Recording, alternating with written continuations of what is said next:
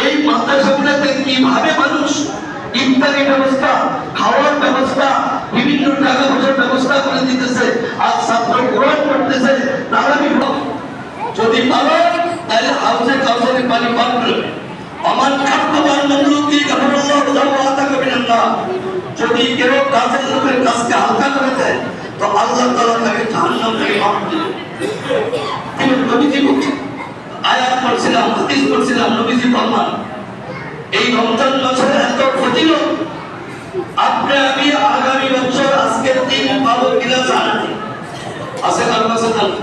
কোন নবীকে আল্লাহ এক মাস রোজা ফরজ করে দেন না, ও জান্নাতের রাস্তা করে দিয়েছে একটা রোজা।